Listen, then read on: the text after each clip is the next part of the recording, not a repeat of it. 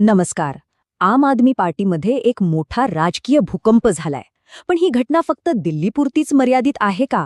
की हा दिल्लीपासून थेट महाराष्ट्रापर्यंत पसरलेल्या एका मोठ्या राजकीय पॅटर्नचा भाग आहे? आज आपण नेमकं हेच समजून घेणार आहोत. तर सगळी सुरुवात झाली एका राजकीय भूकंपाने. आम आदमी पार्टी म्हणजे आपचे 1-2 नव्हे तर तब्बल 7 राज्यसभा खासदार भाजपमध्ये दाखल झाले. आणि यानंतर आपने थेट आरोप केला की हा एक मोठा कट आहे. मग नक्की काय आहे हे प्रकरण? चला जरा खोलात शिरून पाहूया. ही काही साधीसुधी फूट नव्हती. हा पक्षाच्या आत झालेला एक प्रचंड मोठा भूकंप होता. जरा विचार करा, राज्यसभेतील तुमच्या 10 पैकी 7 सदस्य एका रात्रीत पक्ष सोडून जातात. आणि हे काही कुणी साधे कार्यकर्ते नव्हते. यात राघव चड्ढा यांच्यासारखे पक्षाचे महत्त्वाचे तरुण नेते होते.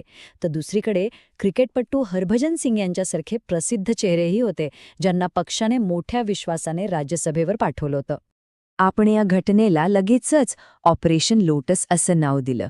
पण भारतीय राजकारणात या शब्दाचा नेमका अर्थ तरी काय आहे?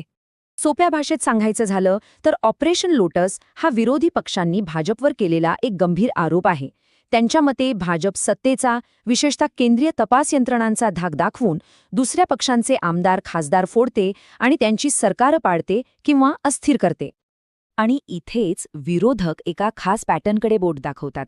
याला अनेकदा वॉशिंग मशीन इफेक्ट असंही म्हटलं जातं. म्हणजे काय?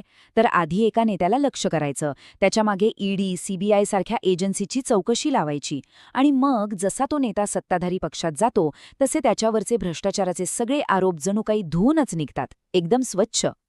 आता दिल्लीत जे घडलं ते काही पहिल्यांदाच घडलेलं नाही. असाच काहीसा पॅटर्न याआधी कुठे मोठ्या प्रमाणावर दिसला असेल तर तो म्हणजे आपल्या महाराष्ट्रात. महाराष्ट्रातल्या उदाहरणांवरून ही कार्यपद्धती कदाचित अधिक स्पष्ट होऊ शकते. महाराष्ट्रात तर आपण पाहिलंच आहे, आधी शिवसेनेत आणि नंतर राष्ट्रवादी काँग्रेसमध्ये प्रचंड मोठ्या फुटी पडल्या. दोन्ही वेळेला आमदारांचा एक मोठा गट फुटून भाजपसोबत केला. यामुळे राज्यातली राजकीय समीकरणं पूर्णपणे बदलली आणि सरकार कोसळली. तर इथे सगळ्यात महत्त्वाचा मुद्दा आहे तो म्हणजे 2 परस्पर विरोधी बाजू समजून घेणं. एकीकडे आहे आपचा विश्वासघाताचा आरोप आणि दुसरीकडे आहेत पक्ष सोडून गेलेल्या नेत्यांचे नैतिकतेचे दावे. इथे या 2 बाजू अगदी स्पष्ट दिसतायत. एकीकडे आप म्हणताय की हा ईडी सीबीआयचा गैरवापर करून लोकशाहीवर केलेला हल्ला आहे, तर दुसरीकडे पक्ष सोडून गेलेले नेते म्हणत आहेत की आम्ही पक्षांतर्गत भ्रष्टाचाराला कंटाळून ही एक वैचारिक भूमिका घेतली आहे. राघव चड्ढा यांनी वापरलेलं हे वाक्य खूप महत्त्वाचं आहे, कारण एकेकाळी माजी पंतप्रधान अटल बिहारी वाजपेयी यांच्यासाठी हेच वर्णन वापरलं जायचं. त्यामुळे हे पक्षांतर संधी साधूपणाचं नाही तर तत्वांसाठी आहे हे दाखवण्याचा हा एक प्रयत्न दिसतो. पण हा वाद फक्त आप या एका पक्षापुरता मर्यादित नाही. या सगळ्या घडामोडींचा राष्ट्रीय राजकारणावर आणि विशेषतः विरोधी पक्षांच्या एकजुटीवर काय परिणाम होतो हे पाहणं खूप महत्त्वाचं आहे.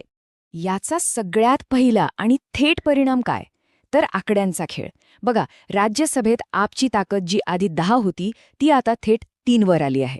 आणि यातली गंमत अशी की भाजपने एकही निवडणूक न जिंकता आपले 7 खासदार वाढवले आहेत. आता राज्यसभेतील हे संख्याबळ इतकं महत्त्वाचं का असतं? कारण देशासाठीचे अनेक महत्त्वाचे कायदे, अनेक विधेयकं ह्याच सभागृहात मंजूर किंवा नामंजूर होतात. आणि हेच तर खरं राजकीय नुकसान आहे. या सगळ्या प्रकारामुळे भाजपला हे सांगायची आयती संधी मिळते की जे पक्ष आपलं घरच एकत्र ठेवू शकत नाहीत ते देश काय चालवणार. यातून थेट विरोधी पक्षांच्या एकजुटीवरच एक मोठं प्रश्नचिन्ह निर्माण होतं.